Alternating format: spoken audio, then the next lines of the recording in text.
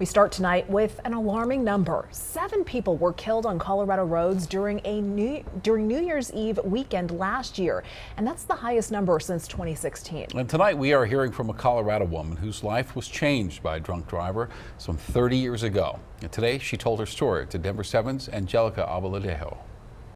Kimberly Mowat had just celebrated Christmas with her family. We were on our way home from family shopping.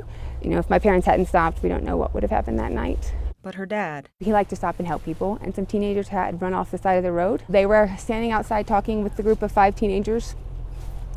And my brother and I were in the car when a drunk driver came around a corner. She never attempted to even brake, and she plowed right through my parents and the teenagers, and my parents and 1 teenager were killed. I was 6, my brother was 9. It still 31 years later affects me, and I'm sure it will for forever.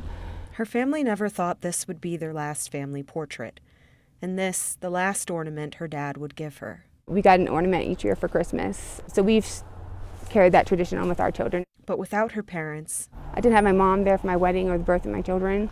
I didn't have my dad to walk me down the aisle. But the drunk driver walked away that night without a single injury. She was a repeat offender. She had been convicted just 90 days prior of a drinking and driving accident. She said that she was sorry and that she had had a difficult life and that had led to her drinking. And that night of the crash, she had had a fight with her boyfriend, and so she left the party drunk.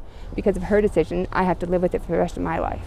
A life Kimberly's dedicated to saving others. You can be drunk without really knowing it. And like I said, that night, the drunk driver said she didn't feel drunk. She'd only had a few beers. But if you have a plan before you go out, then it's easier for you to stick to that plan. This weekend, your plan can include a free ride on RTD. Or if you choose a ride-share service like Uber or Lyft, we'll have details on denver7.com for how you can get reimbursed. Just make a plan and don't get behind the wheel no matter how much you've had to drink. It's just not worth it. Reporting for Denver 7, I'm Angelica Abaladejo. That is a powerful message. And last year's New Year's Eve weekend, 168 people were arrested for driving under the influence. And this weekend, CSP is teaming up with nearly 70 local law enforcement agencies for their annual DUI enforcement period, looking out for impaired drivers.